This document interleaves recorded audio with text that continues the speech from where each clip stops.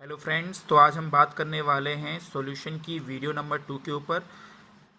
मैं ये समझता हूँ कि आपने सॉल्यूशन का वीडियो नंबर 1 देखा होगा, जिसके अंदर उसका इंट्रोडक्टरी पार्ट था, जिसके अंदर आपको बताया गया था कि सॉल्यूशन किस प्रकार से बनता है, सॉल्यूशन के जो कंपोनेंट्स होते हैं उनके नाम क्या होते हैं। प्लीज़ आप उसे एक बार देख लें ताकि आपको आगे वीडियो देखने में परेशानी नहीं हो, आगे चीज़ों को समझने में परेशानी नहीं हो। तो आज इस वीडियो के अंदर हम बात करने वाले हैं डिफरेंट वेज की, जिनके द्वारा सॉल्यूशन की कंसंट्रेशंस को हम रिप्रेजेंट करते हैं, यानी कि कैलकुलेट करते हैं। सॉल्यूशंस को जब मेजर किया जाता है तो उसके लिए कौन कौन सी टर्म्स यूज़ की जाती हैं, उन सभी के बारे में हम आज बात करने वाले हैं।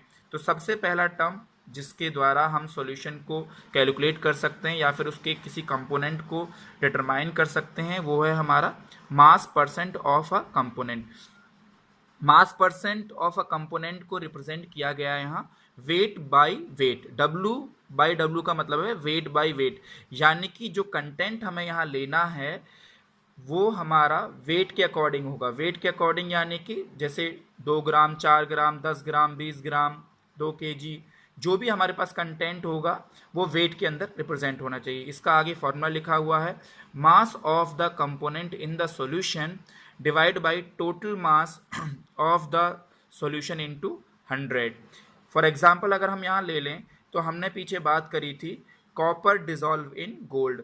अगर हम यहाँ पे कॉपर डिजॉल्विंग गोल्ड का एक सॉल्यूशन बना रहे हैं तो टोटल अमाउंट हमारे पास कॉपर का कितना परसेंट होगा उसे हमें रिजेंबल करना है, तो इस फॉर्मूले के द्वारा हम उसका परसेंटेज निकाल सकते हैं। फॉर एग्जांपल अगर हमने कॉपर लिया है 2 ग्राम और हमने गोल्ड लिया है वहाँ 10 ग्राम, तो यहाँ पर सबसे ऊपर हमें मान लीजिए निकालना है कॉपर का परसेंट, तो हम कॉपर को रिप्रेजेंट करेंगे ऊपर, तो कॉपर का मास लिखा जाएगा 2 ग्राम। टोटल मास कितना हो गया हमारे पास 10 + 2 12, तो यहाँ पे total mass of the solution आ जाएगा 12 और इंटू 100 कैलकुलेट करके जो भी परसेंट हमारे पास निकलेगा वो हमारा कॉपर का परसेंट उसके अंदर रिप्रेजेंट हो जाएगा। यहाँ पर एक और एग्जांपल मैंने नीचे आपके लिए लिखा हुआ है, if a solution is described bye 10% glucose in water by mass. अगर हम ग्लूकोज को पानी के अंदर डिजॉल्व करते हैं तो उसका जो 10% होगा वो कितना होगा, इस चीज़ को रिजेंबल यहाँ पे किया गया है। ऐसे क्वेश्चंस आपको एनसीईआरटी के अंदर भी मिलेंगे, यानी कि एनसीईआरटी में कई जगहों पे आपको इस तरीके से चीज़ें परसेंटेज के रूप में लिखी हुई मिलेंगी। तो आपको कैसे इस चीज़ को जानना है तो समझ लीजिए एक बार, जब भी कहीं भी आपको कोई परसेंट लिखा हो किसी भी कंपोनेंट का जिसे किसी और कंपोनेंट के अंदर डिसॉल्व किया जा रहा हो, तो जितना परसेंट उसका दिया गया होगा उतना ही ग्राम हम उसका यहाँ रिप्रेजेंट कर देंगे। जैसे 10% glucose in water by mass यहाँ लिखा गया है। 10% यानी 10% वाटर के अंदर ग्लूकोज को डिसॉल्व किया जा रहा है, यानी कि 10 ग्राम ऑफ ग्लूकोज हो जाएगा। अगर यहाँ पे मान लीजिए 20 ग्राम होता, 30 ग्राम होता, जो भी यहाँ रिप्रेजेंट किया गया होता ग्लूकोज के लिए उतना ही ग्राम वो मान लिया जाता है। तो इस बात को आप ध्यान रखना जब भी इस तरीके का कोई क्वेश्चन आपके सामने आता है। ये मैंने एग्जाम्पल के तौर पे आपको रिप्रेजेंट कर दिया है। दूसरा जो टर्म है इसका वो है volume percent of a component, जिसके अंदर हम वॉल्यूम बाय वॉल्यूम में चीज़ों को रिप्रेजेंट करेंगे कि यहाँ पे हम वेट नहीं लेंगे, यहाँ पे हम वॉल्यूम को लेंगे, जैसे ml है, लीटर है, चीज़ों को उसमें रिप्रेजेंट किया जाएगा। और यहाँ पर जो फॉर्मूला है आपका volume of the component divide by total volume of solution into 100। Same चीज़ है जैसे आपने वेट को ऊपर रिप्रेजेंट किया था, जिस भी कंपोनेंट का आपको वॉल्यूम निकालना है ऊपर लिखेंगे, फिर नीचे टोटल वॉल्यूम ऑफ सॉल्यूशन लिखेंगे, यानी कि सॉल्यूट प्लस सॉल्वेंट को टोटल लिख देंगे अगर अलग अलग दे रखा है। अगर सॉल्यूशन ही टोटल दे रखा है तो उसे यहाँ पे रिप्रेजेंट कर देंगे और इनटू 100 कर देंगे, तो हमारे पास वॉल्यूम परसेंट उस कंपोनेंट का निकल आएगा। नेक्स्ट है हमारा मास बाय वॉल्यूम। अगर हमारे पास चीज़ें वॉल्यूम बाय वॉल्यूम में नहीं दे रखी हैं, वेट बाय वेट में नहीं दे रखी हैं, तो इसके अलावा वॉल्यूम बाय वेट के अंदर भी चीज़ों को रिप्रेजेंट किया जा सकता है। यहाँ पे रिप्रेजेंट किया गया है वेट बाय वॉल्यूम में, जिसका फॉर्मूला होता है मास ऑफ द कंपोनेंट यानी कि solute divide by total volume of the solution into 100, यानी कि जो सॉल्यूट होगा उसे हम ऊपर लिख देंगे और टोटल वॉल्यूम ऑफ सॉल्यूशन नीचे लिख दिया जाएगा। अगर हम इनटू 100 कर देंगे तो हमें वहाँ पे जो मास परसेंट होगा सॉल्यूट का वो हमें मिल जाएगा। मैंने यहाँ पे जो भी टर्म्स ऊपर रिप्रेजेंट किए थे उन सभी को नीचे दर्शा दिया गया है। W/W का मतलब क्या होता है, वॉल्यूम बाई वॉल्यूम का मतलब क्या होता है, W/V का मतलब क्या होता है, सारी चीज़ें मैंने यहाँ रिप्रेजेंट कर दी हैं। इसके बाद जो नेक्स्ट टर्म हमारा आता है वो है हमारा पार्ट्स पर मिलियन। ये आपके लिए एक नया टर्म है, इसको आपने 11th क्लास में भी नहीं सुना होगा। बाकी सारे टर्म्स जो मैंने अभी तक आपको बताया उनके बारे में आप जानते होंगे, पहले भी मैथमेटिक्स में कई जगहों पे उनका यूज़ भी किया जाता है और वहीं 11th क्लास में भी बहुत ज़्यादा यूज़ किया गया होगा। यहाँ पर जो नेक्स्ट टर्म है ये मेन है पार्ट्स पर मिलियन। पार्ट्स पर मिलियन एक इम्पॉर्टेंट टर्म है, बोर्ड में भी कभी कभी इसकी डिफाइन पूछ ली जाती है। बहुत रेयर केसेस होते हैं जब इसकी डिफाइन पूछी जाती है, लेकिन जो आपके जनरल एग्जाम्स होते हैं स्कूल्स में उनमें तो इन्हें पूछ ही लेता है। तो पार्ट्स पर मिलियन क्या होता है, सबसे पहले हम इसकी डिफाइन देखेंगे। When a solute is present in trace quantity, जिसका मतलब है कि जब कोई कंटेंट बहुत ही ज़्यादा कम मात्रा में किसी दूसरे कंटेंट के अंदर प्रेजेंट होता है तब उसे पार्ट्स पर मिलियन के रूप में रिप्रेजेंट किया जाता है। जैसे फॉर एग्जांपल हम ले लें, अगर हम बात करें सी की, सी यानी समुद्र की बात करें, तो समुद्र के अंदर अगर किसी सॉल्ट के बारे में बात करेंगे हम, तो समुद्र बहुत बड़ा है। अब समुद्र बहुत बड़ा है तो हम उसमें उसे मिलियन मान लेते हैं, और वहीं पे किसी पर्टिकुलर एक सॉल्ट के बारे में बात की जाए, कोई भी अगर आप सॉल्ट लें तो बहुत बड़े समुद्र के अंदर उसका जो कंटेंट होगा बहुत छोटा सा कंपोनेंट होगा।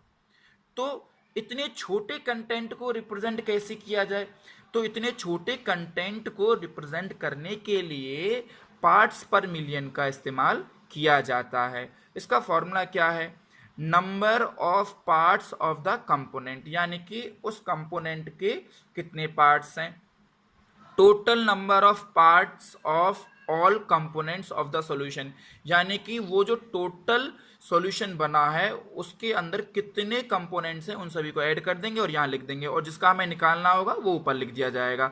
अब यहाँ पे मिलियन लिखा है, मिलियन के लिए यहाँ पे इंटू 10⁶ से डिनोट किया जाता है।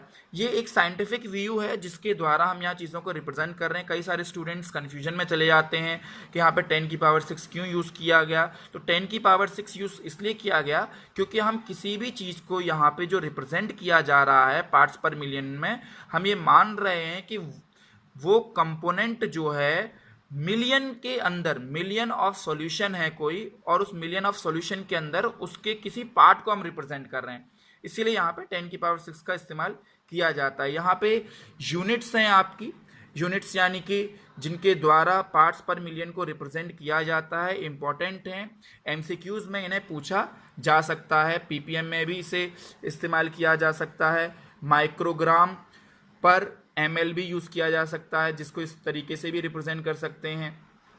तो ये यूनिट्स आपको पता होनी चाहिए।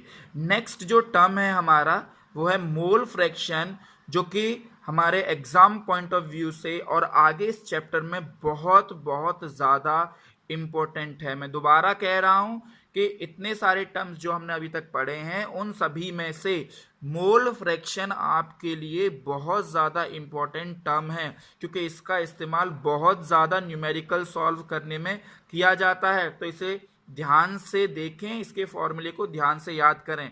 तो सबसे पहले इसका सिंबल, इसके सिंबल को रिप्रेजेंट किया जाता है काई से, जो कि कुछ इस एक्स के तरह लगता है। बड़ा एक्स आप बनाएंगे तो वो काई को रिप्रेजेंट करेगा।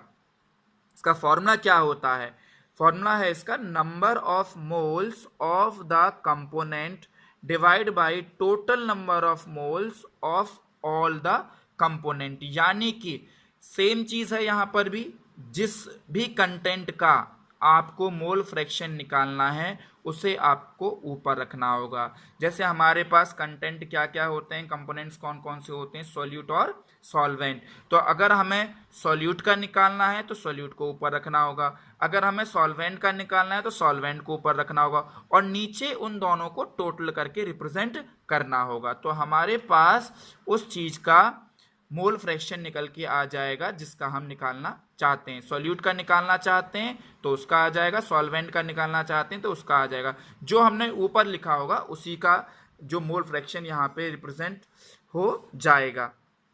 ये बाइनरी मिक्सचर्स के लिए यूज होता है। मैंने यहाँ पे इसका फॉर्मूला और सिंप्लीफाई कर दिया है। मान लीजिए हमारे पास दो कंपोनेंट है, एक कंपोनेंट है ए और दूसरा है बी।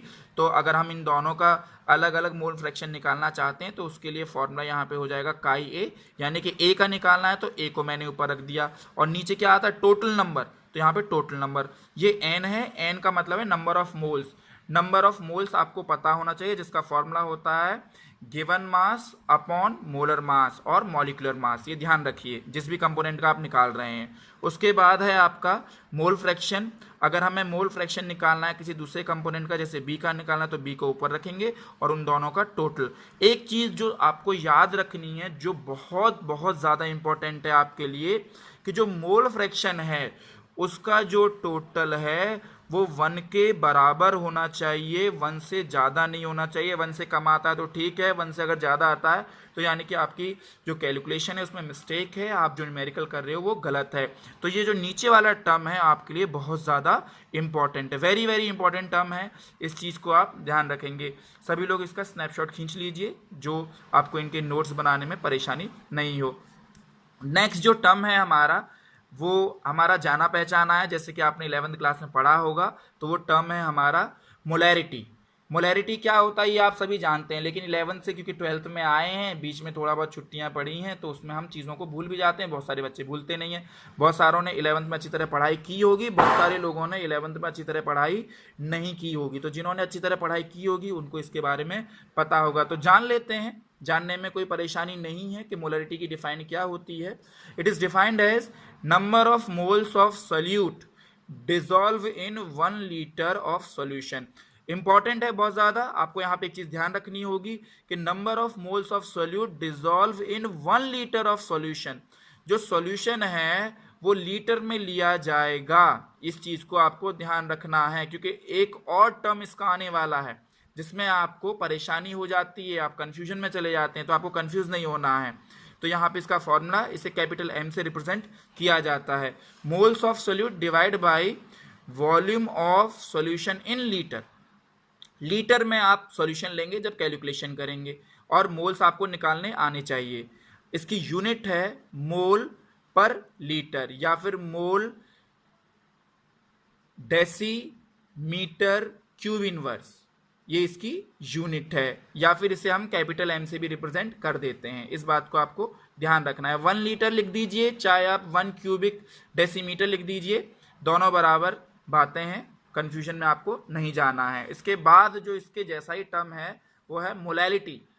बच्चे बहुत ज़्यादा कंफ्यूजन में चले जाते हैं कि मोलैरिटी क्या होती है, मोलैलिटी क्या होती है। तो मोलैलिटी को स्मॉल एम से रिप्रेजेंट किया जाता है, और जनरली मोलैलिटी को जब क्वेश्चंस के रूप में हम देखते हैं, यानी कि न्यूमेरिकल्स जब देखते हैं, तो वहां पे मोलाल लिखा होता है। तो इस बात को ध्यान रखेंगे।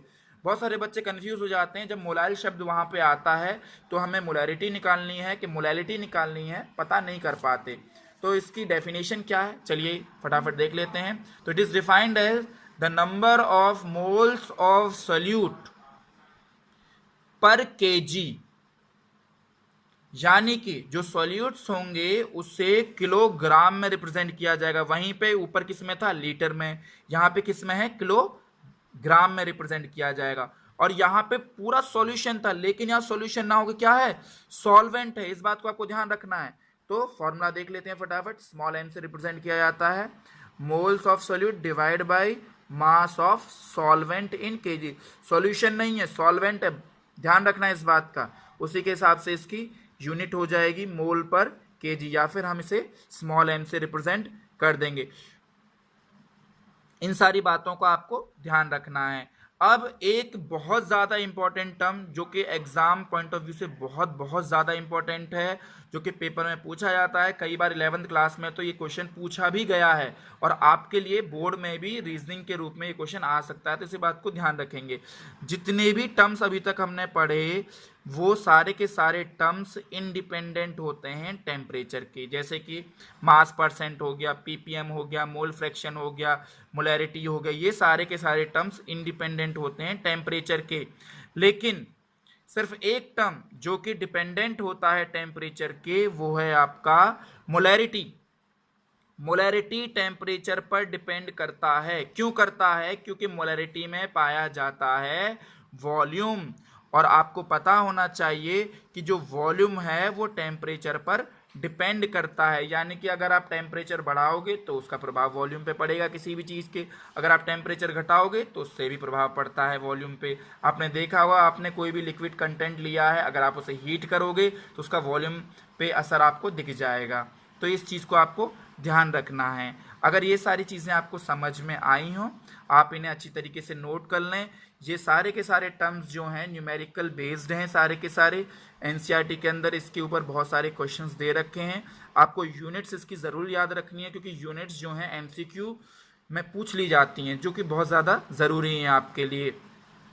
तो अगर आपको मेरी वीडियो अच्छी लगी हो तो इसे लाइक करें, सब्सक्राइब करें और शेयर करें। Thank you very much.